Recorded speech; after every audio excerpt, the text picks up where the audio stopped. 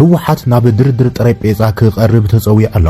ቅድሚ ሕዚ ኣብ ልዕሊ ትግራይ ንዝበጽሑን ሕዝውን ይበጽሑን ዘለዉ ሓደጋታት ዘኽእል ባይታ ብምፍጣር ዝተኸሰ ህወሓት ሕዝውን ካልእ ሓደጋ ኣብ ልዕሊ ትግራይ ቅድሚ ምውራዱም ናብ ድርድር ክቐርብ ውድብ ሳልሳይ ወያነ ትግራይ ጻውዒት ኣቕሪበሎ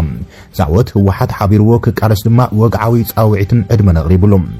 ቁልቁል ጉዕዞ ትግራይና ቀጺሉ ውሽጣዊ ዓቕምታት ካብ ምብታን ሓሊፉም ተስፋ ምስኣን ኣብ ዝገንገንሉ እዋን ኢና ንርከብ ዝበለ ሳወት ገባቲ ኣካይዳ እቲ ኣብ ስልጣን ዘሎ ሓይሊ ዝበሎ ህወሓት እዚ ጽንኩር ሕመቕ ንኸፍሰሉን ብሄራዊ ሕቶታትና ብሰላም እንረጋግጸሉ ዕድል እናጸበ መገባርያ ዞባዊ ከም ድማ ዝኸፍአ ኩናት ድሕር ናብ እንተኣናግደሉም ኩነታት በፂሕና ንርከብ ኢሉሎም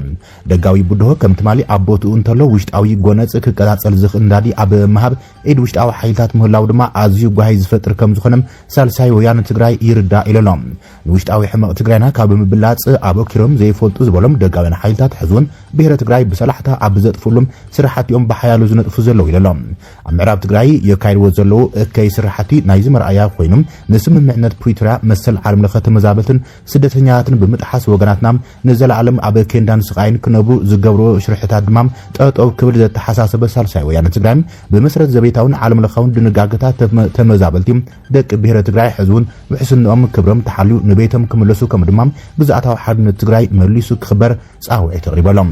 ዘቤታዊ ፖለቲካዊ ውድባት ሲቪል ማሕበራት ምሁራት ዳያስፖራ ብሓፈሻ ድማ ምልኣተ ህዝቢ ኣብዚ ዛዕባ እዚ ሕዝውን ጸውጦም ከበርኹ ዝላቦ ሳልሳይ ወያነ ትግራይ ኣብ ጥፍኣት ትግራይ ተደጋጋሚ ኣኽኣላይ ባይታ ዝፈጠረ ፖለቲካ ህወሓት ምኽንያት ሙሉእ ጥፍኣት ትግራይ ቅድሚ ምዃኑ ፖለቲካ ትግራይ ናብ ፖለቲካ ጠረጴዛ ንክምለስ ከም ድማ ብሄራዊ ጉባኤ ጉህድ ንክኸውን ኣብ እንገብሮ ቃልሲ ሓቢርና ክቃለስ ንጽውዕ ክብል ውድብ ሳልሳይ ወያነ ትግራይ ሎሚ ኣብ ዘርግሖ መግለጺ ብዕሊ ንህወሓት ጻውዒት ኣቕሪቡሎም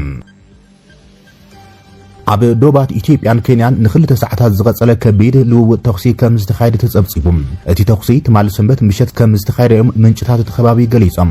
እቶም ኣብ ኢትዮጵያ ዝመደብሮም ዕጡቓት ዳሳነች ናብ ዶብ ኬንያ ብምእታው ተኽሲ ከም ዝኸፈቱ እቶም ጸብጻባት ተመልኪቶም ፖሊስ ሞያሌ ምስ ሓለውቲ ዶባትን ሓይልታት ጸጥታን እቲ ከባቢን ብምዃን ነቲ ኣብ ከተማ ሞያሌ ዘጋጠመ ፍጻመ ምላሽ ከም ዝሃቦም እቲ ጸብጻብ ኣመልኪቶም እቲ ናይ ክላሽን ውግእ ንኽልተ ሰዓታት ዝቐጸለ ኮይኖም እቲ ናይ ጠበንጃ ውግእ ሓይልታት ጸጥታ ኬንያ ናብቲ ቦታ ምስ በጽሑም ደው ኢሉ እኳ እንትነበረም ክሳብ ክንደይ እቲ ዕንወት ዘጋጠመ ወግዓዊ ቃል ግን የለን እዮም ይኹን እምበር ጋዜጠኛታት ኬንያ ዝኾነ ይኹን ሓይሊ ጸጥታ ኬንያ ከም ዘይተጎደም እቶም ዕጡቓት ኢትዮጵያ ግን ከም ዝቆሰሉ ጸብጺበን ብመሰረት ጸብጻባት እዚ ትማሊ ዝተፈጸመ ተኽሲ ሕነ ምፍዳይ ናይ ሓደ ሰብ ብደቂ ቀቢላታት ኢትዮጵያ ምቕታል እዩ ተገሊጹ ኩነታት እቲ ከባቢ ንግዚኡ ሃዲኡ እኳ እንተሎም ወጥሪ ግን ሕዝቡን ልዑል ምዃኖም እቶም ጸብጻባት ኣመልኪቶም ዘሎም እዚ ከምዚ ኢሉ እንከሎ ነበርትን ሰበስልጣናትን ዕጡቓት ሸኔ ዝበልዎ ኣብ ቤንሻንጉል ጉሙዝ ልዕሊ 40 ሰባት ከም ዝቐተለ ተኸሲሶሎም ኣብ ክልል ቤንሻንጉል ጉሙዝ ብዕጡቓት ሸኔ ብዝተፈጸመ መጥቃዕቲ ህፃናትን ነፍሰ ጡራትን ዝርከቦም ልዕሊ 40 ሰላማውያን ሰባት ከም ዝተቐተሉ ነበርትን ሰበስልጣናት ከባብን ንቢቢሲ ገሊጾም እቶም ዕጡቓት ነቲ መጥቃዕቲ ኣብ ምዕራብ ኢትዮጵያ ክልል ቤንሻንጉል ጉሙዝ ወረዳ ቡለን ኩጂ ቀበሌ ብቐዳም 13 ሕዳር 2018 ዓመተ ምህረት ተፈጺሞም ኣማሓዳሪ ወረዳ ቡለን ኣቶ ነማራ ማሩ ንቢቢሲ ኣብ ዝሃበ ቃል በቲ መጥቃዕቲ 36 ሰባት ከም ዝተቐተሉም ሓበሬታ ከም ዝረኸበ ክገልጹ እንከሎም ምልሻት እቲ ከባቢ ድማ ብሰንበት 40 ሰባት ከም ዝተቐተሉም ንሕክምና ናብ ቡለን ዝኸዱ ክልተ ሰባት ድማ ብሰንበት ከም ዝሞቱ ገሊጾም ኣብ ክልል ቤንሻንጉል ወረዳታት ቡለንን ወንበራን ዘጠቓለለም ባይቶ ወከልቲ ህዝቢ ሽናሻ ወኪል ዶክተር መብራቱ ዓለሙም እቲ መጥቃዕቲ ዝሓለፈ ቀዳም ሰዓት 11 ድሕሪ ቀትሪ ከም ዝጀመረን ልዕሊ 40 ሰባት ከም ዝተቐተሉን ገሊጾም ዶክተር መብራቱ ንቢቢሲ ኣብ ዝሃበ ቃል ኣብ ከተማ ኩጂ ቀበሌም ነበርቲ ደቂሶም እንከለዉ ዕጡቓት ኣትዮም ተኽሲ ከም ዝኸፈቱም ነበርቲ ድማ ብስንባደ ከም ዝወፁን እቶም ዕጡቓት ነቶም ደቂሶም ዝነበሩ ድማ ከም ዝቐተልዎም ገሊጾም ቢቢሲ ዘዘራረቦን ኣብቲ መጥቃዕቲ ኣባላት ስድርኡ ዝተቐተሉን ሰብ እቶም ዕጡቓት 41 ሰባት ከም ዝቐተሉ ከም ዝፈለጠ ገሊጾም ብጠቕላላ በቲ መጥቃዕቲ ኣስታት 42 ነበርቲ ከም ዝሞቱም እቶም ነበርቲ ከባብን ቢቢሲ ዘዘራርቦም ሰበስልጣናት ገሊጾም ኣሎም እቲ ኣባል ባይቶ ወከልቲ ህዝቢ ንቢቢሲ ኣብ ዝሃበ ቃል እቶም ዕጡቓት ናብ ማእኸል ከተማ ኩጂ ኣትዮም ገሊኦም ቆሲሎም ኣብ ሆስፒታል ዝዓርፉ ሓዊሱ ኣስታት 40 ሰባት እዮም ተቐቲሎም ክብል ገሊጾም ዶክተር መብራቱ ወሲኹ 31 ሬሳታት ቆፂረ ዝበለ ሰብ ተዘራሪበልኹ ብምባል እቶም ዝሞቱ ኣብ ኣፍ ደገ ገዝኦም ኣብ ጎደናታት ከም ዝተቐተሉ ይገሊጾም እቲ ኣባል ባይቶ እቲ መንግስቲ ሸኔ ኢሉ ዝጽውዖም ጉጅለ ዕጡቕ ሰራዊት ንጽነት ኦሮሞ ከም ዝኾነ ብምግላጽ ካብ 1 ዓመት ክሳብ 80 ዓመት ዝዕድሚኦም ነፍሰ ጹራት እውን ደቂ ኣንስትዮን ዝሓወሰ ጅምላዊ ቅትለት ከም ዝፈጸመ ገሊጾም ይኹን እምበር ልዕሊ 40 ሰባት ዝቐተለ መጥቃዕቲ ብዘመልከት ካብ ክልል ቤንሻንጉል ጉሙዝ ይኹን ካብ መንግስቲ ፌደራል ዛጊድ ዝኾነ ይኹን ርእይቶ ኣይተወሃበን እዮም ፕሬዚደንት ታደሰ ወረደ ዝተጸውዐ አኼባ አዘዝ ሰራዊት ከም ዘይተቀበሎ ተኸሲሱም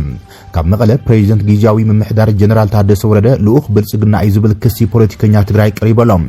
መራሒ ውድብ ባይቶና ምዃኑ ዝገልጽ ፖለቲከኛ ኪዳን ኣመነም እቲ ፕሬዚደንት ሓደገኛ ፕሮጀክታት ኣብ ትግራይ ሒዙ የንቀሳቀስ ከም ዘሎ ከሲስወሎም ህወሓት ንምፍራስ ጀነራል ታደሰ ወረደ ይሰርሐሎ ዝበለ ኪዳን ኣመነም እንተዘይ ኮይኑ ህወሓት ናቱ ድሌት መፈጸም ክትኸውን ይንቀሳቀስ ዘሎ ብምባል ከሲስዎም ኣብ ዝሓለፈ ኢሉ መዓልቱ ብትክክል ዘይገለጾም ጀነራል ታደሰ ወረደ ምስ ሰብ ሃብቲ ተራኺቦም ህወሓት ኣነ ዝውራን ናተይ መሳርሒ እንተዘይ ኮይናን ክትፈርስ ኣለዋ ድማ ቀቲለያ ኢሉም ከም ዝተዛረቦም ከም ኣብነት ኣቕሪቦለት ፖለቲከኛ ብምቕጻል ፖለቲከኛ ኪዳን ኣመነም ፕሬዚደንት ታደሰ ወረደ ሰራዊት ትግራይ ናተይ መሳርሒ ክኸውን ስለ ዘይኽእል ክፈርስ ኣሎ ዝብል መርገጺ ከም ዘሎን ኣብ ክንዱ ብሽም ጊዜያዊ ምምሕዳር ይጠናኸር ዝብል ታደሰ ብቐጥታ ዝእዞን ንዝደልዩ ዕላማ ክጥቀመሉ ዝኽእል ሪፐብሊካን ጋርድ ዝበሃል ብምጥያሽ ብሽም ገበን ምክልኻል ድማ ንፖሊስ ኣጠናኺርካም ንታደሰ ወረደ እኩይ ተልእኽኡ ድሉ ምግባር ዝብል ሓደገኛ ውጥን ሒዙም ይንቀሳቀስ ከም ዘሎ ጥንክር ዝበለ ክስ ኣቕሪቡ ዘሎ ጊዜያዊ ምምሕዳር ምጥንኻር ማለት ንታደሰ ምጥንኻር እዩ እዚ ድማ ብልጽግናዊ ተልእኾ ንምስኻዕ ብምባል ጀነራል ታደሰ ወረደ ናይ ብልጽግና መፈጸሚ ምዃኑ ይኸሰሞም እቲ ጀነራል ንሓደ ኣዛዚ ሰራዊት ዝሃቦ ሓዱሽ ሽሞት ዝምልከቱን ከም ኣብነት ናይ ባዕሉ ምጥንኻር ሓይሊ ገይሩ ኣቕሪብዎሎ እቲ ፖለቲከኛ ብዘይ መሰረት ይብል ኣቶ ኪዳን ኣመነም ንሰራዊት ይኹን ዝኾነ ኣሰራርሓ እንተይተኸተለም ንተጋዳላይ ንጉስ ወልደ ገብርኤል ወይ ድማ ወለጋም ኣብ ኮሚሽን ፖሊስ ትግራይ ብደረጃ ኮሚሽነር ኣዛዚ ፍሉይ ልኡኽ ሙሻሙ ዘመልክት ደብዳቤ ኣቕሪበሎም ኩሎም ወታደራዊ ሓለፍቲ ይሳተፍሉ ሕጋውን ጥዕና ዘለዎን ኣኼባ ከይግበር ዝተፈላለዩ ምስምሳት እናፈጠረም ድሕሪ ሕዝውን ከይእከብን ሰራዊት ብመሪሕነቱ ኣማሪሩ ክብተን ብምግባር ናይ ታደሰ ሪፐብሊካን ጋርድ ጥራይ ተጠናኺሩ ክቕጽል ምእንታን ሰራዊት ተኣኪቡ ከይመክር በብግዚኦም ሓዱሽን መወዳእታ ዘይብሉን ኣጀንዳ እዩ ዝፈጥር ዘሎ ብምባል እዩ ከሲስዎም በዚ መሰረት ይብል ኪዳን ኣመነም ግንባር ኣዘዝቲ ንዝፀውዕዎ ናይ ኣክሱም ኣኼባም ንኸይርከብ ኣብ ውቕሮ ን10 መዓልታት ዝጸንሕ ናይ ማሕበራት መንግስቲ ኣኼባም ጀነራል ታደሰ ወረደ ጸዊዑ ኣሎ ኢሎም እግረ መንገዱ ናይ ህወሓት መላፍንቲ ታደሰ ዝኾኑ ከዓም ንቐጻሊ ጉባኤ ናይ ፖለቲካ ሕጽቦም የካይድኦም ዘለው ዝበለ ኪዳን ኣመነ ብድምሩ ኣብ ርእሲ ወዲ ወረደ ባዕሉን በር ትግራይ የላን እዚ ታደሰ ወረደኛ ዝበሃል ሓዱሽ ንትግራይ ኣልሚሱ መሳርሒ ብልጽግናም ዝገብር ዘይምሕሪ ሓደገኛ ሕማም እዩ ዝበሃል ዝበለ ኪዳንም ለበዳኢ ብምባል ድማ ኣካታዒ ጽሑፍ ዘርጊሕሎም እቲ ብቦርድ መረፃ ኢትዮጵያ ዝተሰረዘ ክፋል ውድብ ባይቶና ብኣቦ ወንበርነት ዝመርሕ ኣቶ ኪዳን ኣመነ ይኹን እምበር ህወሓት ማሊ ኣብ ዘርግሖ መግለጺ ማእኸላይ ኮሚቴ ትውድብ ምስቲ ጊዜያዊ ምሕዳር ብምትሕባር ጉዳይ ትግራይ ንምፍጻም ከም ዝሰርሕ ዝገለጸ ኮይኖም ብወግዒ ንፕሬዚደንት ጀነራል ታደሰ ወረደ ዝኸስስ ወይ ድማ ዝነቅፍ ሓሳብ ኣይቕረበን እዮም ገለ ደገፍቲ ህወሓት ምዃኖም ዝገልጹ ወገናት ግን ፕሬዚደንት ጀነራል ታደሰ ወረደ ህወሓትን ሰራዊትን ብምፍራስ እዮም ዝኸስዎ ዘሎም ፕሬዚደንት ኤርትራ ኢሳያስ አፈወርቂ ጀነራሉ ኣፋንየሎም ሓደ ካብ ላዕለዎት ኣዘዝቲ ሰራዊት ኤርትራ ዝነበረ ብርጋዴር ጀነራል ገብረ ኺዳን ሃብተኣብ ወዲ ምነይ ዓሪፉ ስነ ስርዓት ቀብሩ ተፈጺሞሎም እቲ ኣብ ዝሓለፈ ቀዳም ኣብ መበል 73 ዓመቱ ዝዓረፈ ጀነራል ሓደ ካብ ፍሉጣት ወተሃደራውያን መራሕቲ ህዝባዊ ግንባር ሓርነት ኤርትራ ዝነበረ እዩ ተባሂሎም ጀነራል ገብረ ኺዳን ኣብ 1973 ናብ ሜዳ ብረታዊ ቃልሲ ኣብ ጎን ህዝባዊ ሓይልታት ዝተሰለፈ ገዲም ተጋዳላይ ምዃኑ ዝፍለጥ እዩ ዝበለት ጸብጻብ ኣብ ነዊሕ ዓመታት ተጋድልኡ ኣብ ተዋጋኢ ሰራዊት ተመዲቡ ካብ ተራ ተዋጋኢ ክሳብ ሓለቃ ስታፍ ክፍለ ሰራዊት ዝበጽሐን ኣብ ድሕሪ ናጽነት ድማ ኣዛዚ ክፍለ ሰራዊትን ሓለቃ ስታፍ ኮርን ከም ዝነበረ ታሪኹ ይነገር ብዘይካዚ ክሳብ 2017 ኣብ ዝነበረ እዋን ሓላፊ ክፍሊ ኢሚግሬሽን ጉዳይ ዜግነትን ኮይኑ ኣገልግሉ ተባሂሉ